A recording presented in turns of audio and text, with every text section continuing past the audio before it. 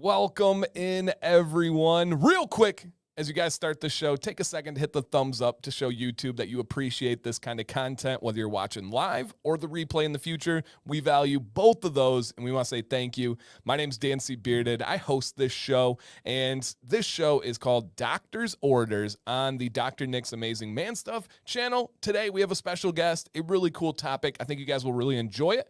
Probably about halfway through the show, we'll have the opportunity for you guys to ask some questions. So if you have one, you can put it in the chat. I'll probably star it and save it. But if you were thinking of them, just save it for a little bit, and we'll get into all those. But first, I want to introduce Nick, and then he will introduce the gentleman that's next to him. Nick, the doctor of space and time himself. Nick, how you doing? Doing pretty good, man. I kind of feel like I'm floating around in space and time today. I'm like living up to my title. It's one of those amorphous, weird mornings where sort of everything's happening all at once, but nothing actually gets done. One of those weird ones, but yeah.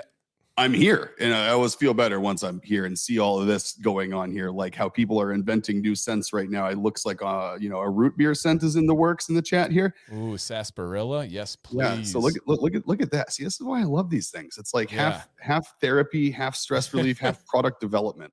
I love it. Right. And when you enough about me, we have Brandon downtown here. Finally, the long-awaited visitor in the studio from Nocturnal Print, who is the mastermind behind all of our new merch releases. Yeah, it's great to be here. Here he is, live in person.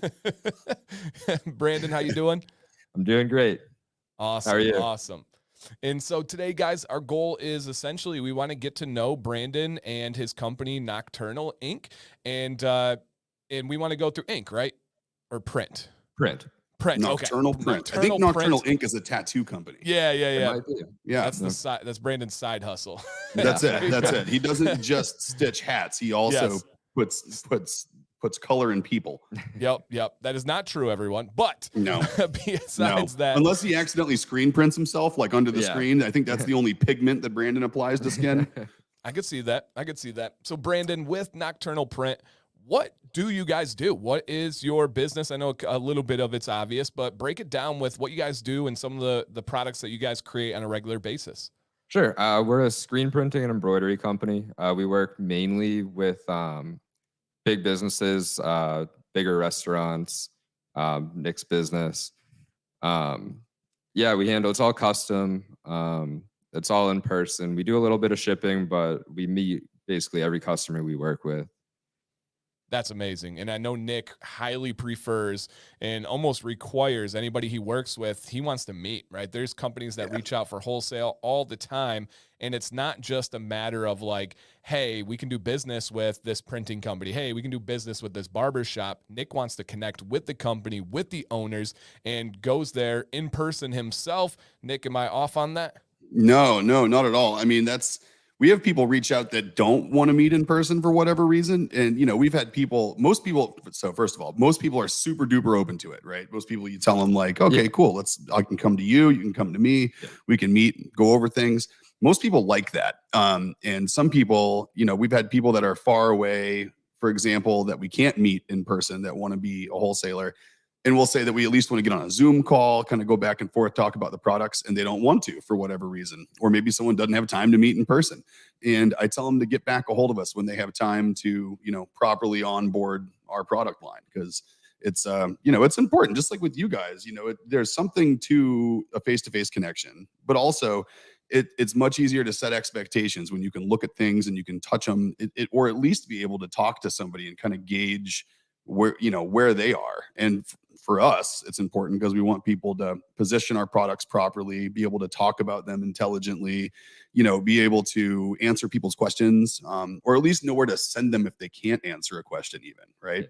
And I mean, you guys, it's one of those things too, where I imagine going over, especially, aligning expectations for like a finished product.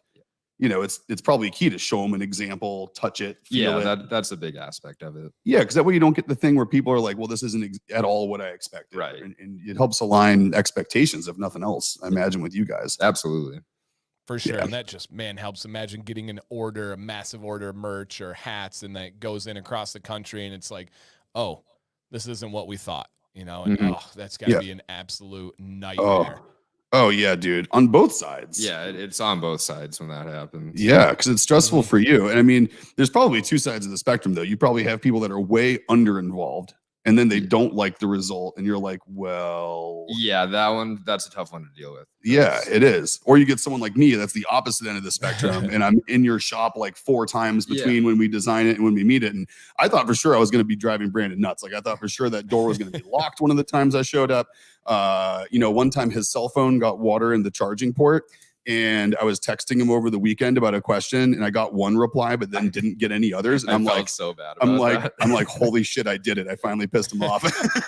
Yeah, I almost went and emailed you because I can't text you right now. Yeah, absolutely. So, but no, he's still here. He answered once his phone turned back on. So, That's good. we're all good. I didn't get the text message breakup. No, we've had a really good working relationship. Yeah. I mean, I'm really happy to hear you say that based on how particular we've been and how picky we were about each piece it's of good this. to be like that. Yeah. I mean, it's one of those weird things where I was talking to a friend of mine, kind of like, just conveying my concern that I was being too hands-on.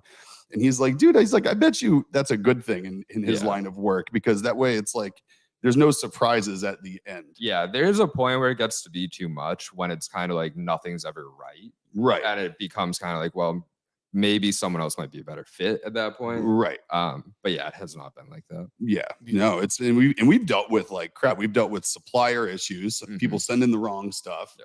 Having to go back and reship things and things like that.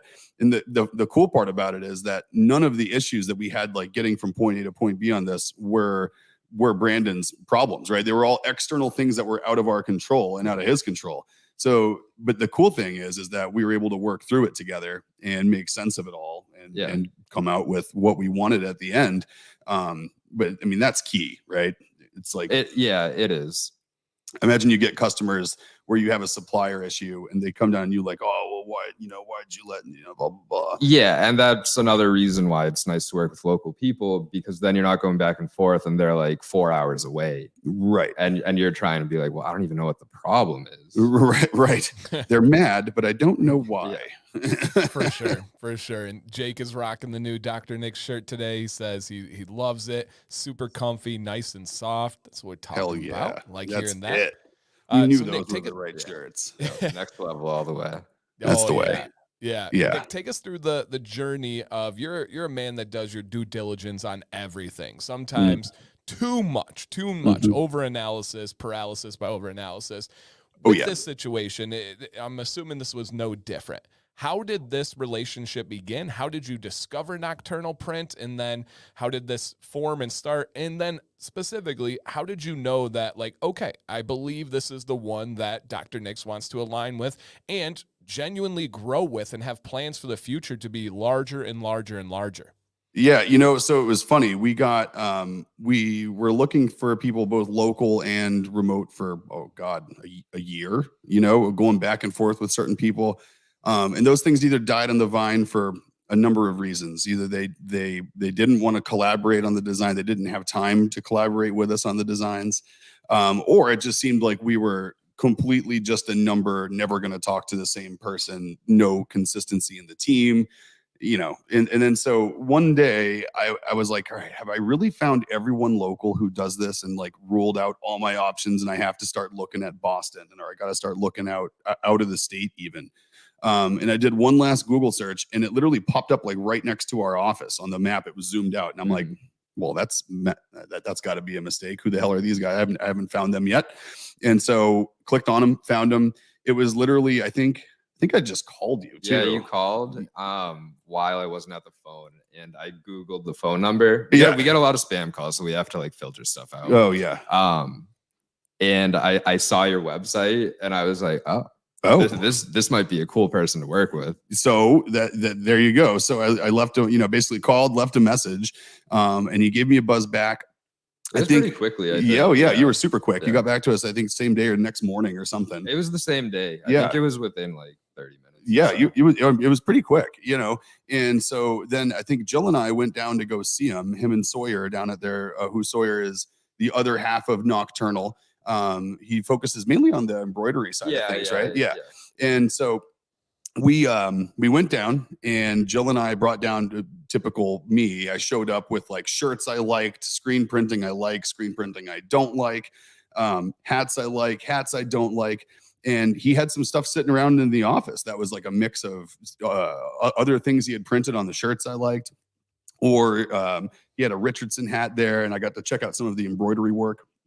And I think by the time we left there, we actually had already figured out, okay, you know, shirts, hats, hoodies, long sleeves, beanies. We had to go back and forth about models and, you know, model numbers and materials for a couple of things. And then literally within like, I think within inside of a week, we were already landed on designs, quantities, and we were like flying through it. It was one of those weird things where I actually didn't even get a chance to stop and think like, okay, are these the right guys? Because everything just went so well, so quick that, but before I knew it, we were approving a quote. And so it was drastically different from dealing with any of the other companies that we dealt with. Especially, I mean, there was other companies locally that just weren't interested in collaborating on a new product line. They said, you know, we're too busy. Like, if you know exactly what you want and what you want it printed on, like, fine, I suppose we can fit you in, you know, that kind of stuff. And then one of them even sent me an email back, basically being like, sorry, we don't have time for you.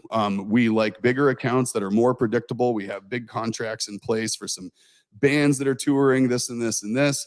And we basically got a breakup email from these guys like before they even talked to us on the phone. And this is after like leaving them messages and going to their office and shooting them emails and all kinds of stuff. And you're being nice here, Nick. You're leaving out the best part where they essentially said, we don't have time to teach you how to do this stuff. We're not interested in explaining this process to you. Oh, yeah, basically. And like, I read the email to Dan. We were sitting here one day going over some stuff, and like Dan's face was like, ooh, ow, ooh. Well, and then, like, do you remember what the unique thing was about the timing of that when it got brought up? Yeah, it was right after the stream where we launched our merch. Because so you launched the merch, and then Nick brings up this story, and the reason why this all came full circle is after the merch, and obviously it did really well and was amazing merch and stuff. They ended up following Dr. Nick's on Instagram, and this is the company that said, we deal with bigger companies, we don't want to teach you this stuff, and essentially we just don't have time for you, sorry. And then that was weeks ago. And then once the merch actually launches and the fire photos and all that stuff, they end up following. So I'm like, hey, Nick, who's this? And I'm like, oh. Full circle. I was like, it looks like we caught someone's attention. Yeah. It's funny how that works. Yeah, it was like after the Instagram video of our shirts coming off of your press, you had like 18,000, 19,000 views on it. All of a sudden that ruffled some feathers, I think, oh, damn, we turned these guys away. Right. I imagine someone sat back in a chair like, hey, who turned these Dr. Nick's guys away? Right. Yeah, it was literally after that reel kind of blew up and did very well. Yeah, because I had shared that too, and they follow me. Oh, so that makes me wonder, like, how often do they follow whoever I follow? That's what it is. Keeping up on the competition is what they're doing there. There's definitely tactics like that in this industry too. It's that there are. People watch very closely what you do and love to duplicate what you do that works. Yeah. Yep. Often imitated, never duplicated. Right. And then Brandon, I will put a challenge out to you, Brandon, publicly here, hold you to it. Okay. What you do for a business is so satisfying as a viewer.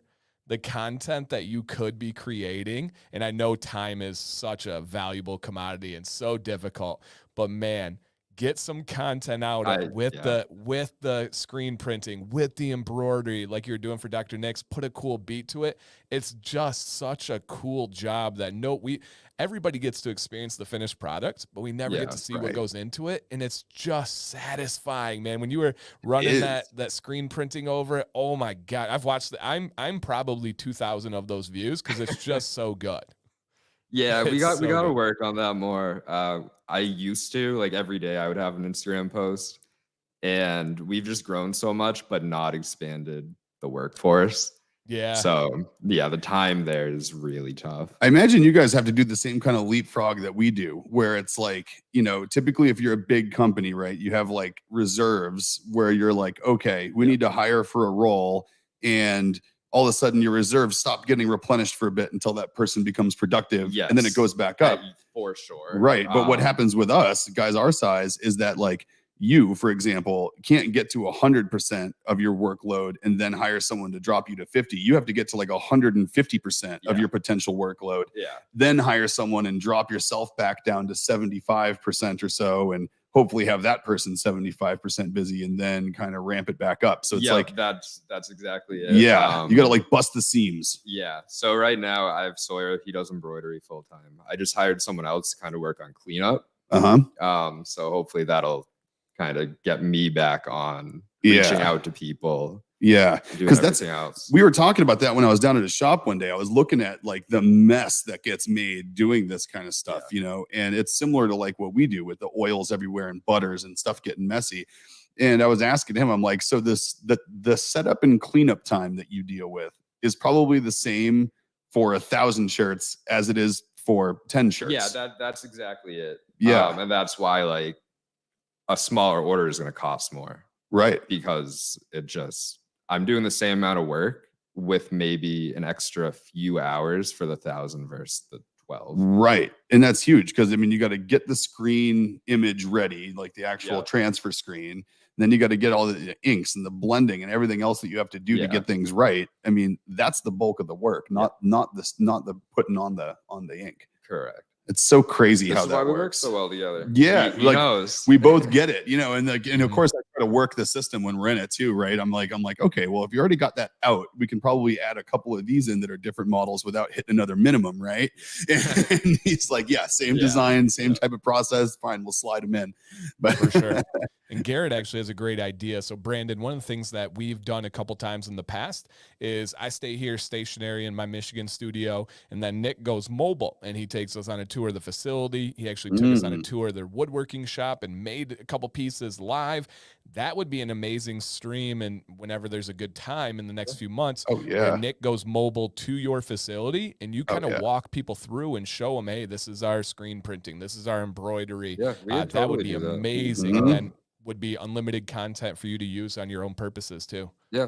We used to do a live stream every Tuesday night showing that off. We had like 3 cameras set up and everything. Oh, that's super cool. I got a couple of wireless mics coming too, a couple of little lavalier mics. Yeah. A couple too. So I'll have the receiver and we can plug that into the phone and we could just have the phone broadcast. Have the phone broadcast everything. That'd be awesome. I like that idea. Cool. That's a great idea. That'd be super cool. Brandon, we've talked about what you guys do. We've talked about how it's a unique thing. It's satisfying. Most people never get to see that side of it. With that same kind of respect, it's not something. I was a middle school teacher for the previous 12 years. And when I asked kids what they want to do, I've never heard a student say screen printing. And I had literally thousands of students, 150 times 12, right? Do the math there. And that just has never once come up. How did this happen for you? How did you get into this industry? How did you start your own shop? Take us through that journey. People love that discovery story. Yeah. So when I was in school, I didn't want to be a screen printer. What did you want to be in school when you were in high school? No, I had no idea. You just wanted to do something creative? Yeah. I didn't go to college or anything. So around the time I was 18, I was in a band. None of us really had money to get shirts. So I figured I could probably do it. So I went to Walmart and got some stuff and I did some really makeshift screen printing. So we sold a lot of our own shirts. A few bands asked me to make their shirts. So that just kind of kept going. That was around 2017.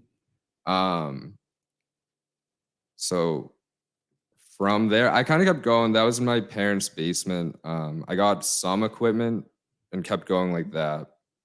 Around the end of 2018, I had decided on being Nocturnal Print. Still in my parents' basement. A year later, I moved. I had an apartment where I could do it. Went back to my parents' basement. So then COVID happened. That actually blew my business up. Did it really? Yeah. So I was working at a bigger shop for a while and we all got laid off. And most screen printing shops were closed. But where it was just me, I could keep going. Right. So a few of my biggest clients still started when I was in my parents' basement. And they're still with you. Yeah, still with me. Awesome. It's really awesome to see that. So we got our actual location in 2021. Yeah, 2021. And we've been going since then. I brought Sawyer on at the end of that year. Nice. Yeah.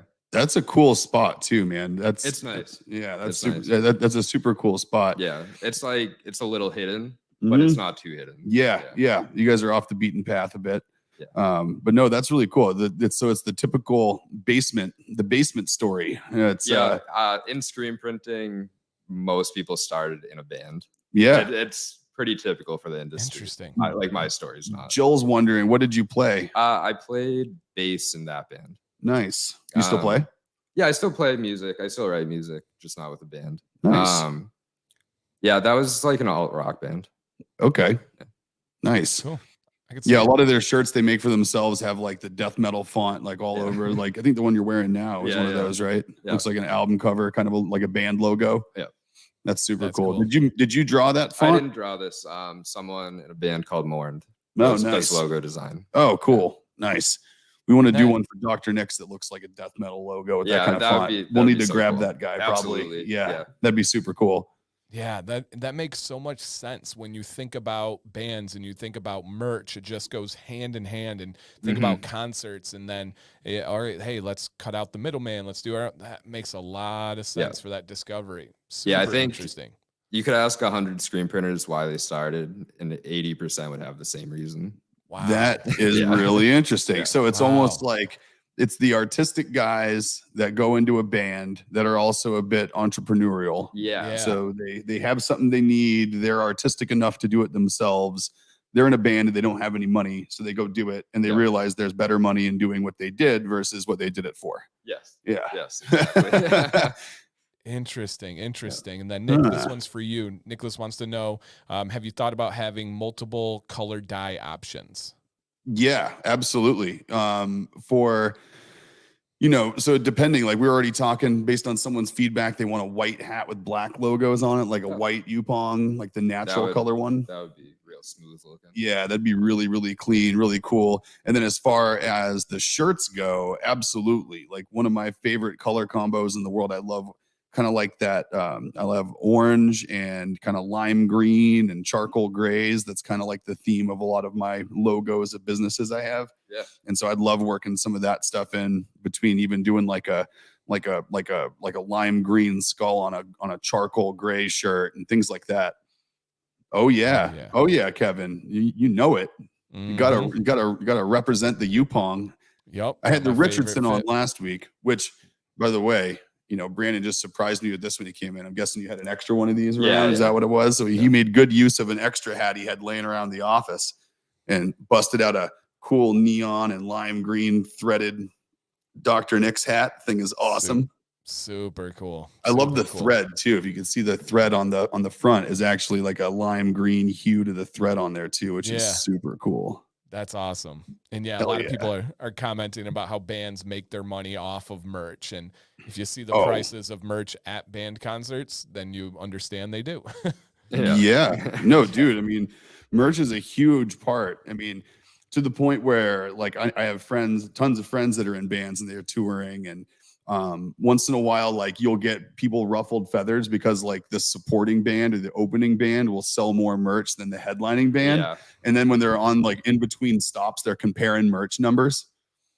Oh, I bet it's pretty funny. Like I had a band that was touring. They're like, "Oh, we sold more merch than Guar on this tour," and I was like, "Oh." But then they got invited back for the next tour, so there was no hard feelings. Yeah. And Garrett, that sounds like a good real idea. You sleeping, having a hat, Melissa like waking you up, like, "Honey, you left your hat on." You're like, get out of here. It's so comfy.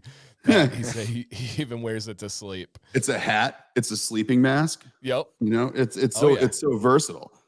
Oh yeah. Now, okay, so this is a good question and kind of alludes to the idea that, right, it's the same amount of work for a small amount of shirts as it is a large amount of shirts. Brandon, is there ever situations where you do like very small number runs of anything? Yeah.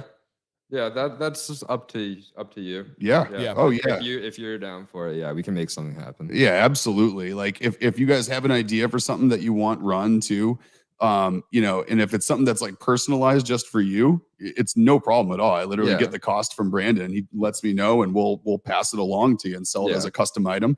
If it's something that you have an idea for and it's a really cool design, there's a chance that we'll just work it into a limited run and put your name on the listing for the limited run. Collaboration with, kind of like we did with Mike Q, where I made his display base and it was like Dr. Nick's X, you know, MSQ.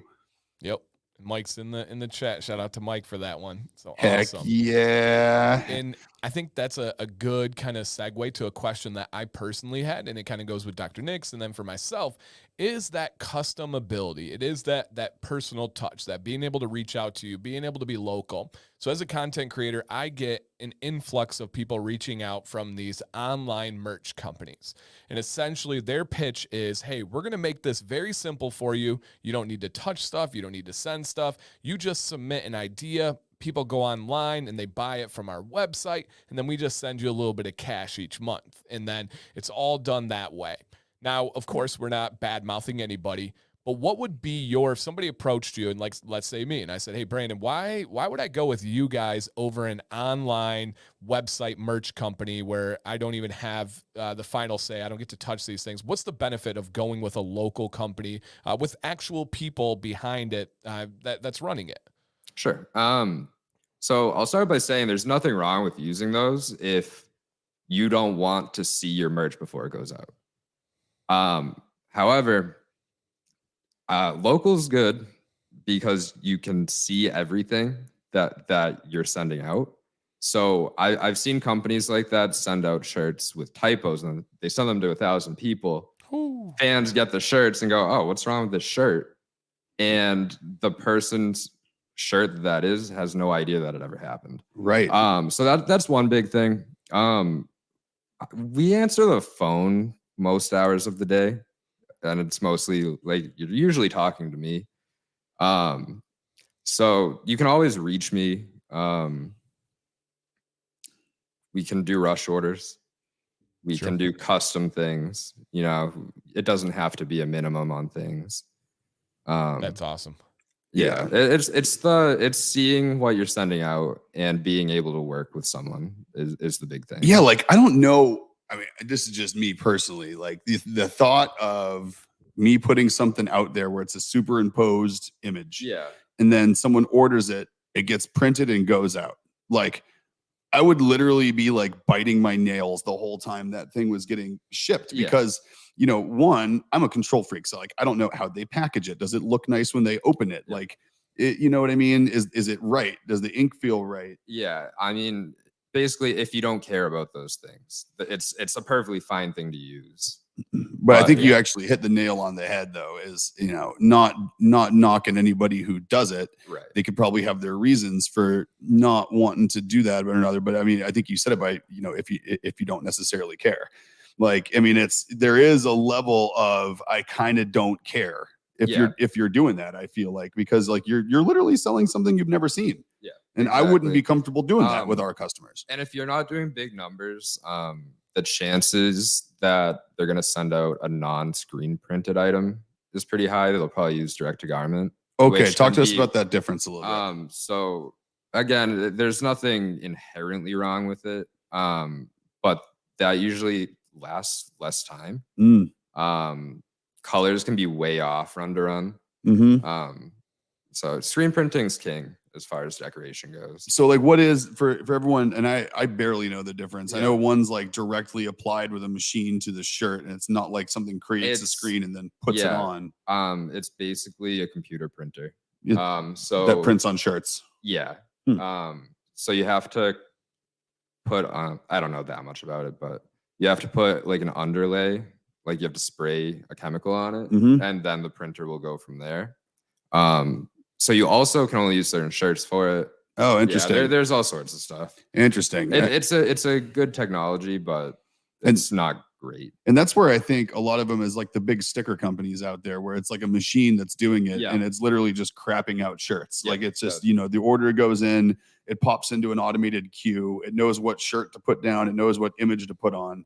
But no one's like proofing those things. No one's no one's like looking at it being like, okay, yeah, that looks good, or that should move over a little bit and be up there. Like that personal touch is just removed. Yeah, completely. Yeah. Yeah. And Nick, I think that kind of goes hand in hand with something that you've had to make a decision with business, and that's the idea of a co-packer, private label, white label, the concept of saying, hey, I can have a say in what's going into this, but I don't actually get to see the products, try the products, be a part of the shipping process. And that's something that you have had opportunities for and have turned down to be able to stay local, to stay in-house and do it your way. Yeah, I mean, no, that's huge. I mean, it goes back to what I just said. Like, it might just be me, but I'm not comfortable sending something out that I haven't touched, looked at, felt, and smelled. I mean, do I smell every shirt? No. Do I smell all the beard oil? Absolutely. But it's like it's one of those things where I got my hands in everything, and it's one of those things where, like, I put my personal guarantee out there on the website, right? I put my personal guarantee out there on these live streams, and I say that if you're not happy with what you get from us, get in touch with us and we'll make it right and make sure that you are. And I think everyone in here can attest to that. And how am I going to do that if I haven't seen what I'm talking about? Like, if I haven't seen a shirt and I know it's top quality and I know the printing is right and I know everything feels good, how am I going to put a personal guarantee on that? Right? It's like Dan Aykroyd in Tommy Boy, where he's got the guarantee on the box of the brake pads, and it's like, it's that kind of thing. It's like, that's the, people like that. And I like that. I like being able to operate that way and be able to stand behind what we do. I couldn't do that if we were drop shipping stuff. For sure. And Brandon, G Squared has a good question here. Essentially, and I've experienced this with all screen printing as well. So essentially, it seems like not all screen printing is created equally, where I do have some that do what he's talking about, where they crack and they split down the middle, where other ones seem like it's like as a part of the shirt, and as time goes on it kind of fades, which I like. I think that's kind of a cool, like, you think about old band shirts and stuff like that. What would be the differentiating factors between, in your eyes, what makes a really good screen printing process as compared to not? Is it the ink? Yeah. Is it the process? What goes into that? It's a little of both. Even in that question, that's actually two different things happening. So your shirts that crack, that'll happen like over time, but it should take like 100 washes to get there. But if that happens like after a wash or 3 washes, that's because the ink wasn't cured properly. So that's one thing. The shirts that you can't even feel the ink, that's done with that's a different process. That's like a pigment transfer, right? It's the process is escaping me. It basically bleaches the fabric. Yeah, like it has to bleach the fabric color out, and then it re-embeds another color into where it goes. Yeah.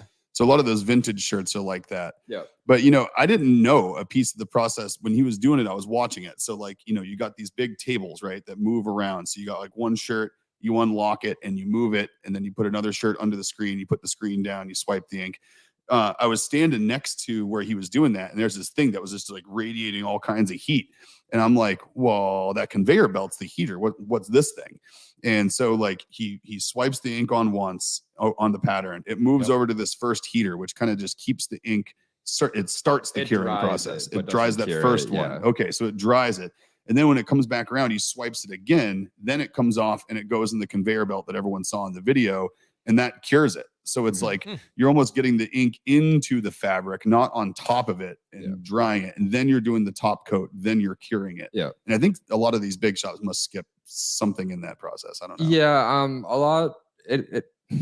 Some of it's the ink quality. There are like inferior inks. Yeah. So it starts there. And then if they're trying to like run the shirts really fast and they don't have a dryer that's like built for that, they'll run into that. Okay. So it might just not be dried before it then goes and gets cured. Yeah. Yeah. That makes sense. And then Nick, do you, and even if it's just showing your hoodie, I don't know if it's the zip up one, but do you have the ability to show your tag with any final product on right now? I'm actually wearing a hoodie that came out before we had the tags done. But if Jill's down there, I'm sure she'd be willing to bring us up a size large t-shirt with it screen printed in the neck. Yeah, and I can show. I hear footsteps. I can show from the website here too as well, and so you'll be able to see what we're talking about on this. And Brandon, So the idea is that the tag is no, the physical tag is not there. This is a printed tag. Brandon, could you touch on the process and then the value of that? Yeah. So it's just another screen print. Yeah.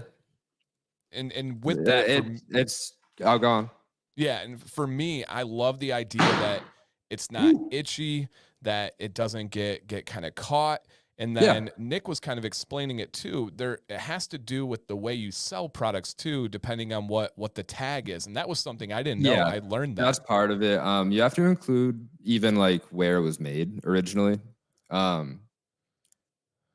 yeah, it makes things look a lot nicer than when you just see like Next Level or, you know, if you're using Gildan or whatever. It looks nicer. For sure. I think it looks way nicer. Yeah. And just so everyone knows too, like it's not stiff. Like you can see the fabric still moves just fine. It's not like you get any kind of, you know, stiffness that you're going to feel in your neck. And another thing I was concerned about that is not the case if you put fabric behind it. So when you're wearing it, you can't see it. Right. It's not like you get like this thing where it's coming through the back of the shirt in any way. It's totally on one side because it's a thinner layer of ink you spread on that, right? To make it a little more. And the gray helped with that too. If it was white, it probably would have. Oh yeah, I I didn't even. Yeah, okay. I guess yeah. You look at that. It's like you got the white on the front with the front of the logo there. I don't know which way I'm moving my hands when I'm looking at a camera. Yeah. One of these days I'll figure it out. That's just straight white, and then this is more of a gray, so it doesn't pop through quite as much. But yeah, there is a huge trademark thing with it that we learned from our trademark attorney. Is that if you a lot of people miscategorize their trademarked stuff on clothes because if you put your image on a tagged shirt, it's technically more of an art installation or a display trademark versus you can't trademark it as a piece of clothing until you put your own tag on it. Then you can have a t-shirt trademark. Okay. All right. So little free legal advice out there. Yeah, that was new to me too. Yeah, he's really good. Yeah. The guy we use, I've known him for like, I don't even know, like 15 years. He's super good dude. That's awesome. Now, Brandon, when you get those shirts in, are the tags, is it something where the tags are off for manufacturers or are you guys removing those tags? No, we remove them. What is that process like? What the heck? Well, they're basically made to have them ripped out. The Next Levels are good. You can just kind of hold the collar and pop them There off. are shirts where it's really sewn in, and to remove those, you have to cut them, and then like some places will go through and like unsew them. Wow. I honestly just wouldn't offer to do that. Right. That's a huge time suck. Like that is the thing. Like comfort color shirts, a lot of people like those. You can't just pull the tag out. Okay. But yeah, so we go through in a stack, and the process, I guess, is kind of I take the shirt, rip the tag out, put it on the board that it's going to be printed on, print it, send it through the dryer, and keep going. Okay. Interesting. Yeah. And it's one of those things where it is an add-on to the price, but it was like it was so worth it. It's a small number, and it was like it just makes it yours. You know, it makes it all the way custom. You know that this is something that's not just busted out from a direct-to-garment printer and sent in a box. Right. Another important thing to note that you pointed out to me, Dan, is like, people who use those services too, your stuff comes in different packages, right? Because that's shipping straight from that supplier. Yep. So if someone goes on our site and they ordered like, beard oil and beard butter along with a t-shirt, they'd get an order confirmation from us, and then they'd get 2 tracking numbers. They'd get a tracking number from the fulfillment company for the shirt. That would show up in a plastic bag. Who knows when it shows up? Exactly. With us, we check everything. We fold it up. We put it in the package. If it's a hat, it goes in a box with the shirts. If it's just that, it comes in a poly bag. And Jill packs all of that and includes it all in one shipment. Make sure it's all right, which is another big differentiator, I think. Oh, yeah. It's absolutely. For me, especially if you're like Melissa and you get love notes from Jill, that's I saw that pop up there. That is a big one, including a little note. Yeah. It's huge. Yeah. We love to leave notes for people. Jill's awesome at it. People have come to expect Jill's notes. She set the bar. Now she can't get away with shipping anything without writing notes to certain people. Yeah. Garrett, it doesn't sound like it. That's kind of what I was asking. I don't, Brandon, you guys don't have the ability to order the stock shirts without the tags, do you? No. Okay. Yeah, I wouldn't assume they would send it without their own tag. Yeah, but they come right out. Yeah. Another thing about that too, Garrett, to think about is if you order 400 shirts of varying sizes and they all had the tags ripped off, it'd be Oh, pretty true. hard to Yeah, know the- what size you were labeling. You wouldn't be True. able to know. No, you'd be mixing stuff up. You'd have cats with dogs and smalls with larges, and you'd have all kinds of nonsense. So true, so true. Yeah, when I do a review for a company, I oftentimes will get 2 packages and they're like, "Hey, I got a hat on the way for the video." I'm like, "Sweet, love hats." And then it gets time for me to film and their hat is 2-3 weeks late because they went with this other company and it doesn't get to me, but the beard products got there in a matter of days. So that absolutely is a big factor. Oh, And- it's huge.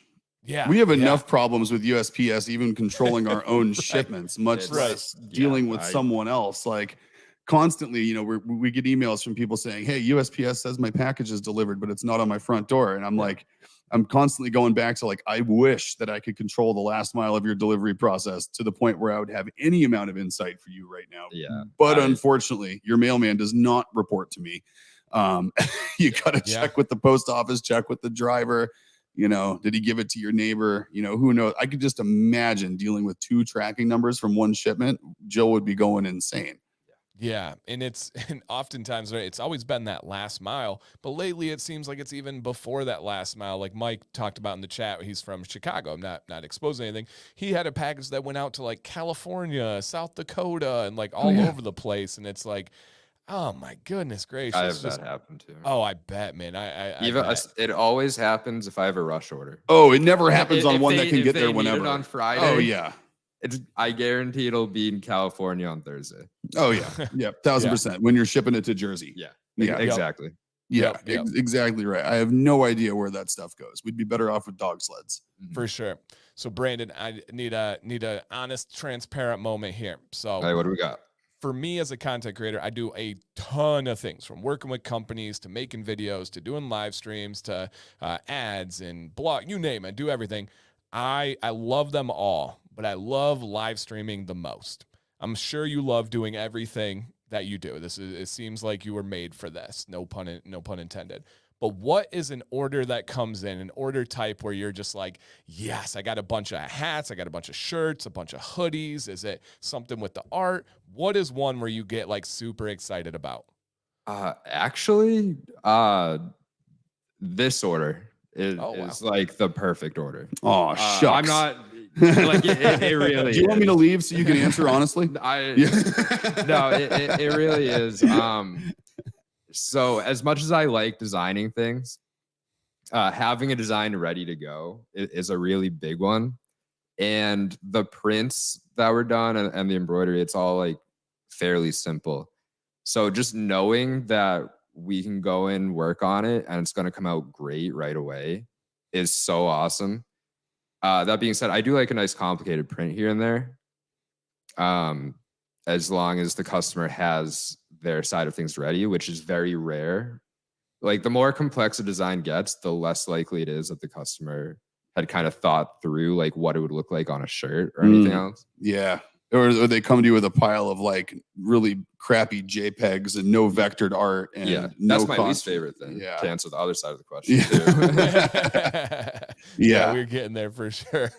In kind of in that same light, as an end consumer, someone that loves hats, I have like 150 hats on my wall over here. This is just like 10% of it, and it just covers my whole studio.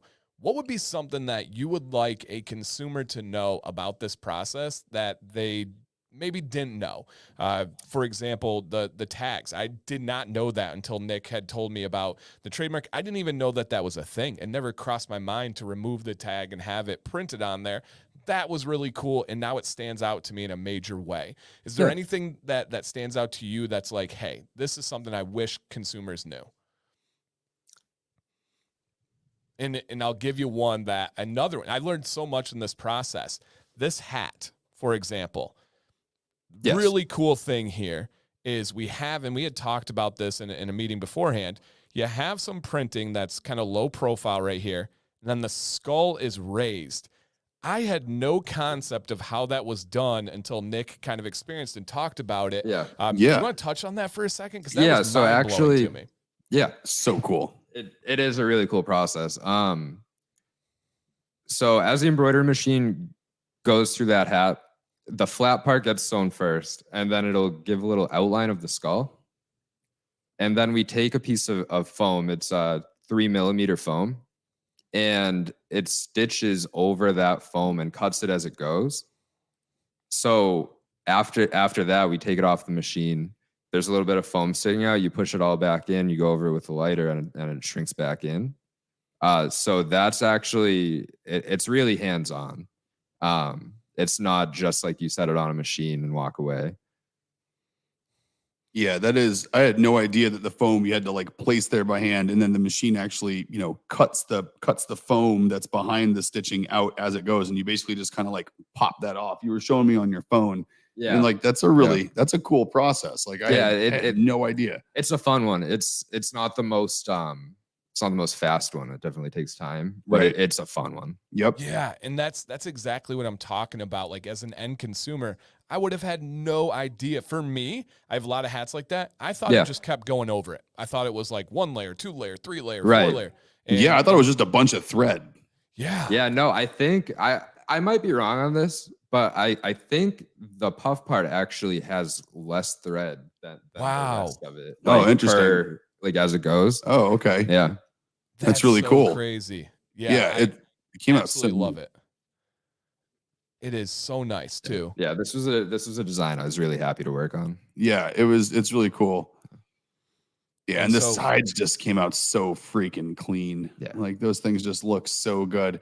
He did confirm that that's about as small as we can go on the embroidery machine. I think we pushed the limits of small font, but I think it came out fantastic. Yeah, because the first file I got back for that had the Dr. Nick's. It was smaller, but it was done with like 1 line of thread per letter. Right. So you couldn't read it. Yeah. So That actually this was the that's this smallest one. thing. Yeah. Oh, you have that? This was the sample hat. This was the first one. Yeah. So you just saw Dan's, finished one.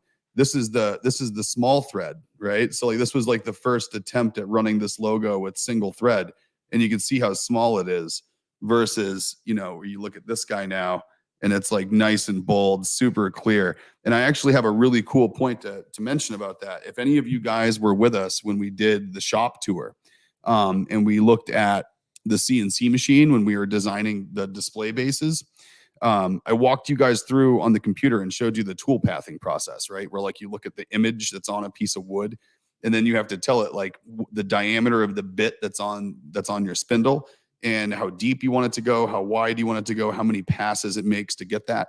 I didn't know this, but the CNC or the embroidery machine actually functions very, very similarly.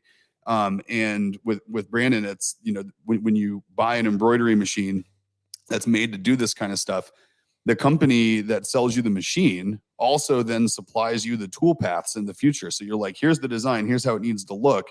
Send me the tool path for the stitching for this design. You send it to them, they send it back, that programs the machine.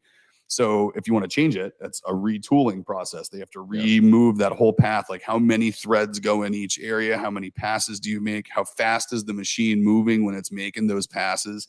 Like all those things are quite verbosely programmed into that machine, which I did not know that an embroidery machine ran similar to a CNC machine. Yeah, every stitch is on purpose. It's really nothing there that's not supposed to be there. Right. And it's not like you can just leave it to the judgment of the machine. Like it's just like all machines. You got to tell them exactly where to go, how fast to get there, and what to do when it gets there. Yep. That's so cool. It's pretty cool. So Brandon, working with Dr. Nick's, getting to know Nick, I'm assuming you have this gut feeling this company's continuing to grow and is going to be a large account for you guys. Have you felt any pressure to push the facial hair and see your limits there? Well, actually, I had a little bit of a beard going when we first met. You did? I shaved it. If I have my hair blonde, I usually get rid of the beard. Oh, because then you got like the but carpet and the drape situation. Yeah. But here and there, I'll just randomly buzz my head, and then I'll usually grow my beard. Oh, there you Okay. go. All right. Kinda. All right. Yeah. All right. Interesting. Okay. All right. I like it. Yeah. Not so bad. Love that. So Sawyer, though, no beard on No Sawyer. beard. No. No beard at all. No, he could have like a 5-year shadow, I think, right? Yeah. Yeah. He's one of those dudes. Last week, maybe he told me he hadn't shaved for like a month. And I looked and I was like, oh. you're like, yeah, I kind of can't tell, but okay. Yeah, it's just, I get like an 11 a.m. shadow back when I used to shave, Yeah, I have to shave every day. Yeah. Yep. That's a good sign. That's a good I sign. could see you with one of those like real chiseled kind of, I can grow a beard. I could see him with like rocking like a 300 beard. A God of War Kratos beard. Yeah, I could see that. Yeah, I could see it for sure too. Yeah, Nice. I think we'll see what happens. All right. Okay, we'll take we're that. here. We're here when you need us. Document it. We will. Yeah. We'll have to do Brandon's beard journey. We'll have to send him on to Beard Advice Live, right? Yep. We'll have to kind of get like the growth phases and like a monthly check-in for you and the mayor. Oh yeah, absolutely. And Chris, I would say that too, man. Send in to Beard Advice Live. So Brandon, we have a show on my channel every Wednesday where people send in for free pictures of their beards, their situation, and we give them advice on how to reach their goals and handle their problems. So yeah, absolutely send in. We'd love to have you. Dude, and Chris, there's funny, like the guys who just started carrying our products again over at Craft Barbering Co. here in Pembroke. He was the first guy to shave my head. He was the first guy to carry our beard products, and he was the first one to finally tell me like it was time. Like I saw my head in a security camera in my driveway walking inside one day, and I was like, what was that shiny thing on my head? And I looked, I'm like, oh, that's my head.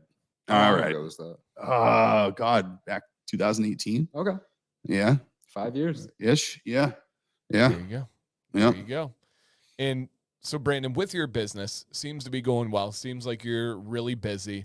Is this something that you hope to grow and expand and bring in more employees in and more space? Or are you like, I'm actually good right here? What's your goals for this company? Yeah, I actually am happy where we are. I am growing it still. I have a spot that I know I'll stop growing it. And what is that spot? Because we have a spot that we know we'll stop growing too. It's about a max of 12 employees. Okay. I know I want to get 2 automatic machines at some point. Okay. And once I hit that I will not grow more than that. Because that becomes too unmanageable. Too much to manage, you can't have the hands-on effect. You don't make any more after you go above that. Right. You have more stress, but no more money. It's just, and there's more volume, but it's a lot of noise for no reason. And again, like there's no way I would be as involved at that point. And you would never go to like, see, would you ever, like if someone came to you and they were like this huge band and they needed stuff that was way outside of your wheelhouse, and it was like this iconic guy that comes to you out of the music world, not speaking from any firsthand experiences that I'm still a little bitter about, of course.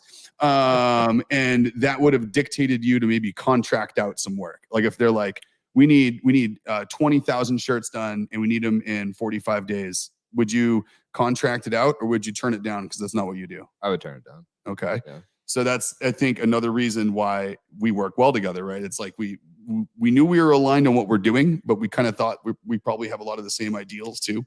I would actually probably send them to that other company. There you go. You'd send them over to the place that turned us away. Yeah. Yep. That's more their speed. I just know some places do their thing. So. Right. Yeah. And that's one of those things where I know we're going to stop at the point where it's like, okay, to get any bigger, we have to co-pack or we have to lose something about what it is that we do. Yeah. At that point, it's like, why do it? Right. Because if you're doing something that's not you, why the hell would you want to do it in the first place? Especially if it's not like any real monetary benefit. It's just doing it for the sake of doing it. It's cool to have a giant company, I guess. But I'm determined. No investors. It's all funded right from the shop. For sure. Yes. True North. People are wicked smart here in Mass. I wasn't even gonna attempt it. I was gonna leave that to you guys. Oh no, I was really looking forward to hear your like Michigan blended with a Boston accent. Nah, like throw a pop in there or something along with a ked. Wait, are you saying that because we have accents? No, I don't think so. Because I was like, I don't think either one of us. No. Everyone else thinks I'm from California. Everyone's like, where are you from? Yeah. Neither of you. It creeps out every once in a great while on a phrase or two, but not much at all. So no. Yeah, no. I'm too much of a transplant. But no. I was born and raised here, but were you were? What town were you born in? Carver. Yeah. Okay, cool. Carver's awesome. Lots of big open space. Yeah, there is. It's like if you like dirt bikes and four wheelers, like that's your place right there. Yeah. Okay. Yeah. All right. I can't do accents. No. Oh no. I can't sing. I can't do accents. I'm atrocious. Oh, dude. Well, that just sounds like comedic relief. We're going to have to get the Dan accent of the week going on something where you'll have to say a phrase from someone's native spot that's in the chat. Yeah. Worcester. So yeah. Is this Worcester, Oh Massachusetts? yeah. Oh, dude, the way Siri or Google Maps used to pronounce Worcester was so funny, and it used to be like, now take exit whatever for Worcester. Oh yeah. And it Yeah. would say it like that. And I think people are just so outwardly abrasive here in Massachusetts that they probably beat Google up so bad over it that they actually corrected it to say Worcester now, even on Google Maps. Yeah. Interesting. Half of their Yes. customer feedback was probably about how they were mispronouncing Worcester. And that is a fact. I cannot sing, but I can rap. I Oh. was pretty decent last night. Had a couple bars. So Oh yeah, Oh, spitting those bars, dude. it was one of my better nights. I was just flowing. So Dude, get those bars. yeah, hey, you have to. You have to. So I love it. So Brandon, local regional question for you, someone who's born and raised there. This summer, I'm going to be going over that direction, hopefully spending a couple of days by Nick and Jill, and then I'm going to be spending a week in Portland, Maine. Any must stops, any things that you're like, hey, and I mean, I hope to be in your guys' exact area. What would you say to someone that's coming to visit? I've never been to the New England area. I've never been to the East Coast like that at all. Oh man. Well, you got to check out the Plymouth Rock. Oh Okay, yeah, of course. You got to go see Plymouth Pebble. Well, You got to do that. Well, hey, I'm a former history teacher, so that's a given. Oh, see, you'd love that. And like, we got to go out. He's here in the silly one. I was gonna take him out to Saquesh and go look at Clark's Island, like the original landing spot of the Pilgrims. Yeah, like before they floated across the water. That'd be a cool spot to check out. Oh yeah, they still got like some old forts and stuff out there. It's super cool. Ooh, Yeah, I love that. It's super neat. I honestly Love don't that. do a lot of sightseeing, so Well, you grew I up don't here. have a ton of recommendations. So like you Right. did it all when you were like in school on like your field trips. Like you did the There's grist a lot of mills cool and- things around. I just don't have one that sticks out a whole lot. Okay. Like you'll find stuff just kind of driving around. Well, don't Yeah. worry. I am like a live-in tourist. Like I still, I still seek out stupid He stuff to go stayed. see it because it's there. Look at that. Right. Came on a tour and stayed. Oh yeah, yeah, exactly.